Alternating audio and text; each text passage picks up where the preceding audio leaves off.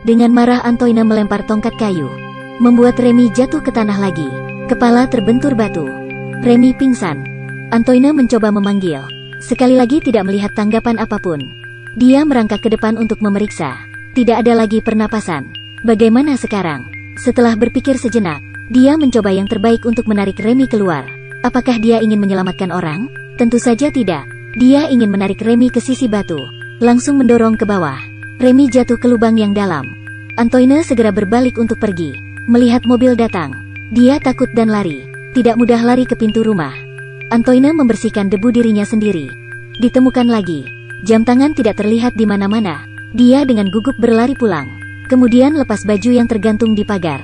Dan sekarang, Ibu Remy datang ke rumah untuk menanyakan keberadaan Remy. Antoine pura-pura tidak tahu, menghindari kecurigaan. Kemudian, dia menyembunyikan mantelnya di bawah tempat tidur. Seperti dua anak kecil. Lagi pula, kebencian besar apa yang mengarah pada pembunuhan orang? Tenny tanya. Mereka semua adalah tetangga. Karena Antoine menyukai kakak perempuan Remy, adalah Emily. Itu sebabnya dia sering datang untuk bermain dengan Remy. Dan ceritakan rahasianya sendiri. Tapi hari itu, Antoine tidak sengaja melihat Emily mencium pria lain. Dalam hatinya sangat sedih. Sedih pulang ke rumah. Tapi sekarang, anjing Remy tanpa mata terus menggonggong dengan keras. Sangat menyebalkan. Anjing itu tidak berhenti menggonggong. Antoine tidak tahan, tetapi melemparkannya bola. Tapi anjing yang mengejar bola sayangnya ditabrak mobil. Antoine tercengang. Anjing berbaring di tanah bernapas. Mengerang tanpa henti. Pemilik mobil datang untuk meminta maaf kepada Ibu Remy. Tapi ayah Remy, Michael, berbalik dan masuk ke dalam rumah. Keluarkan senapan dan kantong plastik. Tembak satu tembakan ke anjing. Kemudian memasukkan tubuh ke dalam kantong plastik. Buang langsung ke tempat sampah. Seluruh proses tidak mengatakan sepatah kata pun. Padahal ini anjing Michael. Tetapi selama beberapa hari, Antoine sangat tertekan. Karena ini juga anjing kesayangannya. Dia sangat membenci Michael. Tapi sekarang, Emily dan pacarnya berpegangan tangan di jalan, agitasi Antoine. Jadi dia meruntuhkan ruangan kecil yang bangunan dengan Remy. Hanya karena Remy adalah putranya. Tapi siapa sangka, Remy tidak sengaja terbunuh olehnya. Antoine juga mendorong tubuh ke dalam lubang yang dalam. Hari pertama Remy menghilang. Anggota keluarganya memberitahu polisi. Ada juga berita tentang menemukan orang di TV. Dan Antoine sangat tidak aman sekarang. Ibu pikir itu karena dia khawatir tentang Remy. Peluk dia dan hibur dia dengan beberapa kata. Tapi hari itu, polisi membawa Antoine pergi. Sudah terungkap? Belum. Polisi hanya menanyakan beberapa pertanyaan sederhana.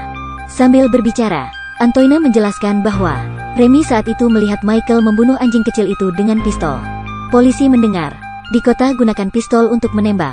Apakah ini perlu? Seketika lebih curiga terhadap Michael. Michael menjelaskan, dia hanya tidak ingin anjing itu menderita. Yang kemudian membuktikan, benar-benar tidak ada waktu untuk membuat kasus. Kemudian, polisi kembali menemukan seorang karyawan supermarket pernah berhenti di dekat pohon. Staf ini tidak mengatakan alasannya. Dan petunjuknya hilang lagi. Tapi polisi tidak menyerah, selalu mencari jejak Remy. Mereka bahkan memobilisasi karyawan untuk mencari di rumah tangga. Tapi sepanjang hari, mereka tidak dapat menemukan apapun. Antoine panik dan mengambil obat penenang. Tapi malam itu, semua orang terkejut dengan ini. Hujan dan angin membuat guntur dan guntur bergemuruh. Badai menyapu rumah yang tak terhitung jumlahnya, hancurkan seluruh hutan. Waktu itu, ada banyak korban di antara warga kota. Setiap orang harus menyelamatkan diri mereka sendiri. Mencari Remy juga tidak mungkin. Ini adalah hari ketiga Remy hilang. Itu juga hari pertama anak itu dilupakan. Tapi ini menyebabkan batu di pangkuan Antoine jatuh. Berkedip, Antoine telah dewasa. Dia mendapat lisensi dokter. Akan pergi ke Mesir dalam 2 bulan. Di pesta dari kota, dia bertemu Emily lagi. Kalian berdua sudah lama tidak bertemu, tetapi mereka berbicara dengan baik. Hari itu, kota kecil di sebelah hutan yang dibuka. Mayat Remy digali. Menurut penyelidikan, rambut pelaku tertinggal di tubuh korban. Ada begitu banyak orang di kota. Mereka tidak dapat menguji setiap sampel. Ini memberi Antoine kesempatan untuk bersantai. Pada waktu itu, Emily hamil lagi. Dia berharap Antoine bisa bertahan. Tapi Antoine dengan tegas menolak. Apakah ingin dia meninggalkan bayinya? Jadi Emily mengancam, jika dia tidak tinggal, akan pergi mendapatkan ujian DNA. Biarkan Antoine menghancurkan masa depan. Ini membuat Antoine semakin panik.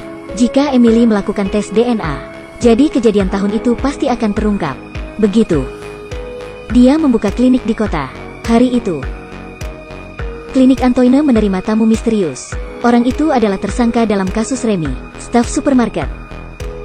Ternyata, saat dia melewati taman itu, baru saja melihat Antoine menyelinap di sekitar. Penasaran, dia pergi untuk melihat. Mengetahui semua perbuatan Antoine, tapi dia tidak membicarakannya, hanya karena dia menyukai ibu Antoine. Dan sekarang, dia ingin meninggalkan tempat ini. Sebelum pergi, dia bahkan memberi Antoine surat. Di dalamnya ada jam tangan Antoine yang hilang tahun itu. Bertahun-tahun telah berlalu. Antoine yang berusia 30 tahun sekali lagi duduk di meja makan untuk merayakan Natal. Dan istrinya ada di sebelahnya. Itu adalah kakak perempuan Remy. Bahkan orang tua istri. Juga orang tua Remy. Dia melihat pemandangan Mesir di piring. Tapi dia tahu itu. Ini adalah tempat yang tidak akan pernah dia dapatkan datang. Dia segera kehilangan segalanya. Meskipun Antoine menghindari hukuman, tapi rasa bersalah di hatinya selalu ada. Dia selalu dalam kegelapan selama 3 hari itu, sampai mati.